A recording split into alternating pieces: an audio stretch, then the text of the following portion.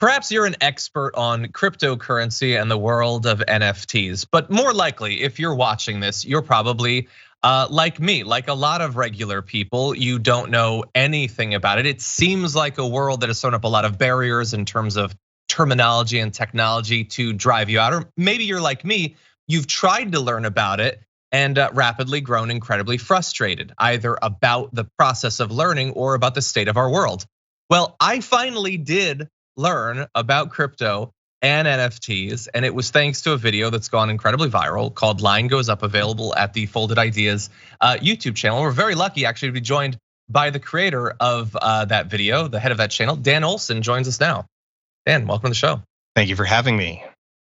Thank you for making the video, because I just had gradually grown more and more angry over the course of years about, the spate of stories about scams and all that, the clear manipulation of the prices of these things by high-profile people like Elon Musk. So, tell me a little bit about your decision to engage with this more than 2-hour-long topic. So this is an all-encompassing video. It's fascinating. I've watched it 3 times now, actually.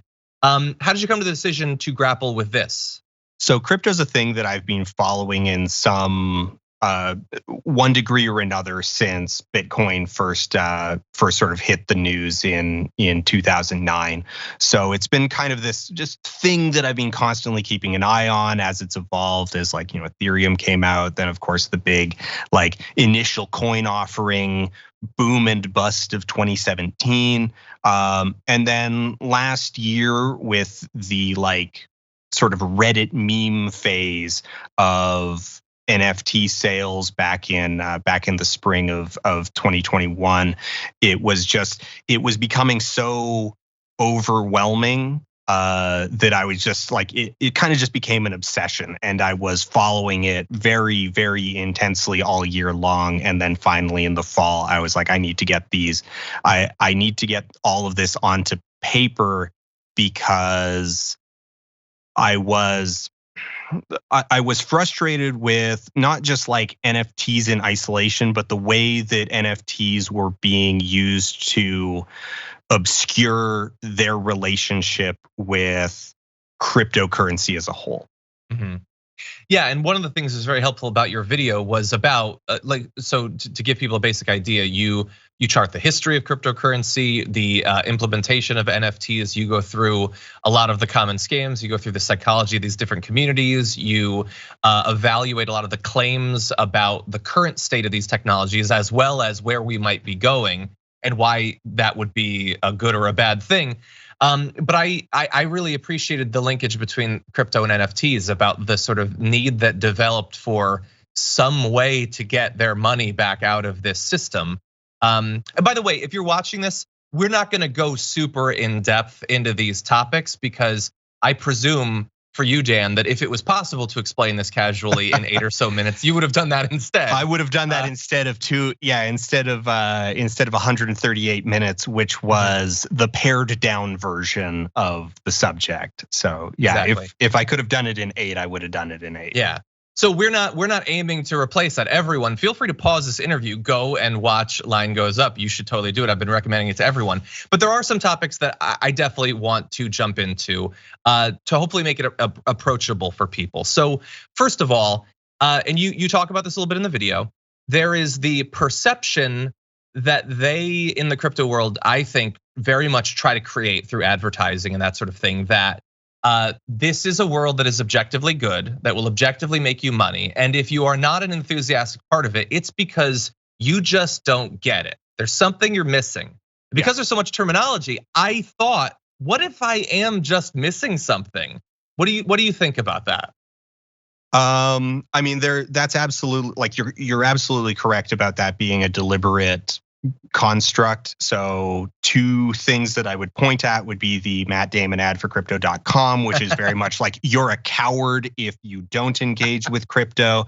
And then you've got the TYX Larry David ad from the Super Bowl, which is, are you a big enough coward to buy crypto? And it's hinging, that ad, and that second ad in particular is directly hinging on that, like, oh, well, you probably just don't get it. Like, the entire ad, for people who aren't familiar with it, is like Larry David brushing off the wheel, brushing off all of these, like, world altering inventions. And then the last one is, of course, like a crypto exchange. It's like, it's probably no big deal. And so, yeah, they're very much playing off of that. Like, well, if you don't get it, it's just because, like, or like, if you think it's dumb, it's because you just don't get it. And you're better off suppressing that instinct, because, like, what if you're suppressing, like, what if you're poo-pooing the wheel? What if you're poo-pooing computers as a broad concept? And so it's very much using those psychological trigger points. Yeah, let's dive into that, because you, at various points throughout the video, you acknowledge some positive things or about cryptocurrency. You will like give credit where credit is due on some of the claims that they make about some specific resistances to like hacks and things like that. So when they imply that it is the next big thing, is there a case to be made? And if not, is it something that could be, like, with a little bit of work, with a little bit of rethinking? No, there's really something there. It might be filled with scams and all that now, and it might be exploitative now and speculative now, but we could get there. Is that future possible? How do you see that working out? So that's a complicated topic, because as with a lot of things, as with a lot of scams, as with a lot of destructive social forces, they do tend to at least hinge on some real problem. They do tend to acknowledge some real problem, or leverage, like, a social anxiety, leverage a financial anxiety that people have. And so there is some level of intersection with real problems. And just through, like, the laws of big numbers, statistical average, some aspect of all of this will do something meaningful to address something that's a real problem. So it's like, so if you compartmentalize very aggressively, you can find things within crypto that are addressing, like, okay, this one specific person benefited and was able to, like, change their life because they got this big payout because they gambled on a crypto project and it paid off. But the trap there is that you could say the same thing about, like, oh, well, gambling on lottery tickets. Think of all of the good that comes out of gambling on lottery tickets, because, like, look at this one specific person who it paid off for. And I think you would be hard, like, you can talk about, like, well, okay, the money from like state lotteries goes into all of these other programs. And so if you wanted to put a lot of effort into it, you could paint a picture of, like, state lotteries as this, like, boon for society. But if we take a, like, nice big step back, we can just ask ourselves, like, is a state lottery the best way of actually addressing those problems and fixing those problems? And that's where I sit with crypto. Is it the next big thing? I don't think so. Like, I'm skeptical of it on a couple different levels. One, I think technologically it's just too garbage to really, like, work or even necessarily be fixed. Two, I think it's culturally has some, like, very, very deeply toxic elements that tie into really socially destructive political ideas. And so I don't think it's just this, like, I don't think it's just a matter of, like, well, it really needs some elbow grease and polish, and somebody just needs to get in there and clean it up, and maybe we just need to tweak a couple things in, to incentivize better behavior. Because I think one of the things that I really realized in working on this was that the like arch philosophy of crypto is real bad, and the crypto utopia is, to me, a nightmare. If they won on their own terms, that's the resulting society is a nightmare.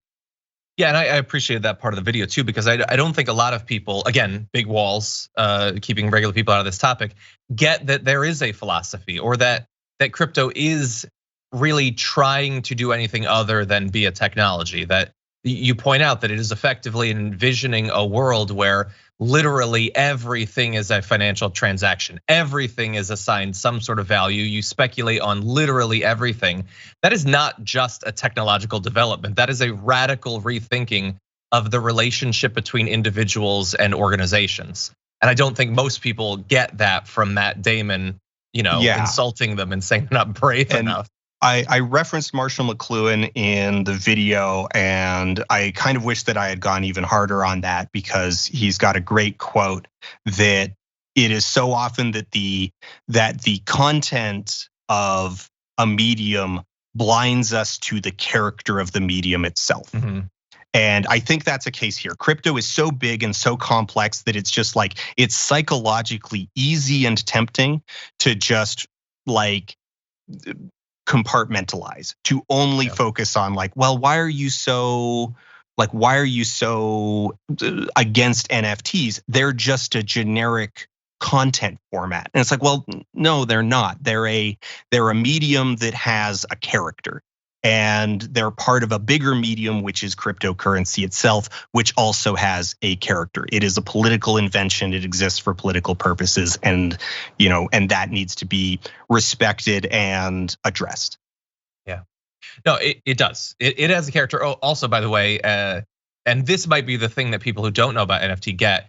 The sort of person that's very into crypto and NFTs also sort of has a character. These communities have a character.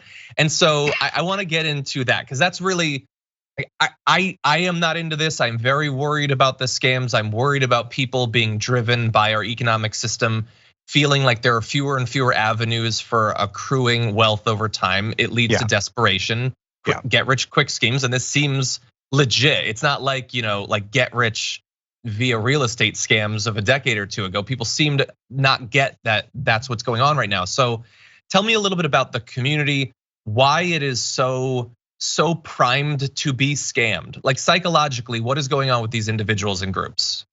So it's the complexity, the obtuseness, these all sort of feed into myth making about like, if you get it, you get it. If you've bought in, then you're in a special clade. You're a unique, special snowflake, smart boy, big brain who understands the future. And that level of like intense flattery is blinding, and it makes people who buy the flattery very, very vulnerable to not being appropriately skeptical of the things that they're then engaging with. Mm-hmm. Yeah. And a lot of the people, like you already referenced it, that like desperation leads to people taking irrational actions. And an expression of that is just this whole willingness to believe. Mm-hmm. And that's what primes people. Yeah, a willingness to believe, and also a willingness to participate in a system that tries to stamp out anyone raising concerns, however valid. Which is, that's the big fear for me. And honestly, I had not realized that some of what you identify in the video I was being exposed to. There's an influencer who uses the terminology like the constant GMs, the good mornings every day. I didn't even know that was like a crypto or NFT thing. One of their like in-group like ritualistic things that they throw up. But the area that's sort of the area I want to end on. Yeah. You talk about going into these communities, you participate in many of these discords, you can see how they have terminology specifically to inoculate people against being made aware of the risks that they're facing. Do you have any experience with or any advice for how we get through to people? Like when there is a system, a self-sustaining system designed to stop them from being taken out, do you have any advice or any thoughts about how we get people to recontextualize how they view crypto?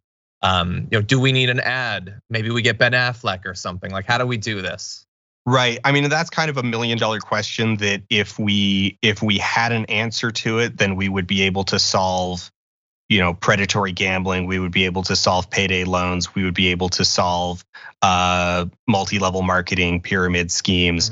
There's so many things in our society that hinge on these same psychological trigger points, that hinge on these same tactics, the same, rhetoric, the same myth making, the same flattery, the same anxieties. And the best inoculant against it is sane and just social policy. That if people have secure housing, if they're not terrified of their financial future, if they're not worried that medical debt is going to just destroy their family, if they're not looking at their student loans and going like, oh, okay, so this is going to take me 3 lifetimes to pay off, then that's the best inoculant against this kind of like financial predation. Yeah. Okay, well, so not something we're necessarily going to fix in a week or so, but thankfully aligns with... I wish there was an easy answer. I wish there was it's like, oh well, here's the magic words to break the spell, but it's not that simple, unfortunately. Okay, well then the work continues on the individual level and also to reach that just world that you're describing there. In the meantime, though, I want to thank you not only for what I imagine is an absolutely immense amount of research and writing and work that went into Line Goes Up, as well as, by the way, everyone needs to go check out the channel because I watched your video about the monetization of Fortnite and found it to be fascinating. You put a lot of work and thought into what you do, Dan, so I really do appreciate it. Thank you for having me. Thank you.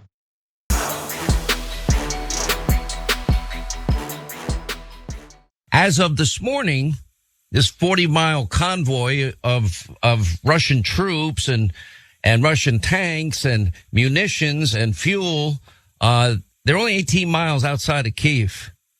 And let me tell you, when I look at that, I'm thinking, this is about to it's about to go to the next level. And I pray to God Almighty I'm wrong. And the next level would be a massacre. And the next level would be the toppling of the government of Kyiv. The next level will mean thousands upon thousands and likely tens of thousands of people dead, and that might be on the low side. That's what I fear the most now. See on satellite imagery where the convoy is. I don't know, maybe some smart country, maybe NATO might take some of their fighter jets, or maybe they can use some drone strikes and take out the whole damn convoy. And then nobody takes credit for it. So then Putin won't know who to hit back. Well, he's threatening nuclear weapons. Hannity, you talk about nuclear war. I'm not talking about nuclear war, nor would I support one American boot on the ground here. But at what point is this going to end? There is a case to be made that he might, in fact, be the dumbest person on TV. I don't think that he generally has that reputation. There are some people who are more obviously blowhards and all that. But to be clear, Sean Hannity's plan for the convoy, which we're all incredibly worried about the implications of what that convoy will be used for, is that US or NATO should just attack it and pretend, hey, no, I was totally at the bowling alley. I couldn't have been me. I have an alibi. And he thinks risking open warfare with Russia, he even identifies that nuclear warfare is a possible consequence, but he brushes that off. We'll just say it wasn't us. Ben, what do you think? Did we get away with it? Is it, as Jordan Ewell labeled, the perfect crime? It's just unbelievable. Okay, because like first and foremost, right? Like we can't. There's no way to magically like, oh, I mean, think about it. Okay, airplanes take off from somewhere. Airplanes take off from somewhere that like everybody can kind of see, and it's not like stealth fighter jets. I know we had to explain this to Trump a few years ago, so now I guess we have to explain to Sean Hannity. They're not invisible, right? We don't have invisible planes. That's not a thing, right? You can see planes in the air, even if they're really fast stealth fighter jets. It just means that like radar can't see them under certain circumstances, right? So like people would get the idea. They would see aircraft leaving like the air bases, right, in like Western Europe, and they could put 2 and 2 together there. It's not that complicated, not that difficult. It's called stealth. Look it up. They're beautiful, or they would be if I could see them. It's Sean Hannity like considers himself an intelligent person. That is such a wildly dangerous thing to suggest. Now, thankfully, Trump is not in power. I don't think Trump would follow the advice in this particular case anyway, but Biden definitely isn't going to. But that is just madness. And look, Hannity saying, let's assassinate Putin, then let's attack his forces. He does have an audience in the millions. They are going to gradually wonder why we're not doing stuff like this. They're going to be frustrated with Biden because he's not being openly hostile enough against a regime that has thousands of nuclear weapons. This is wildly dangerous. Anyway, you could see here, by the way, they have had a good amount of success in Ukraine at destroying vehicles. I don't believe there have been a lot of open attacks on the convoy, but you can see here a shot of a big stretch of vehicles that had in fact been destroyed. And then in the case of the actual convoy, it is believed to have been stalled for some time now. Actually, its advance towards the capital has been much slower than had been predicted a few days earlier. And a lot of credit has been given to the defenders, specifically of Kyiv, saying that they've been putting up very stiff resistance. So again, it's still there. It is still a massive threat. The solution, though, is not open warfare against Russia, at least in my opinion.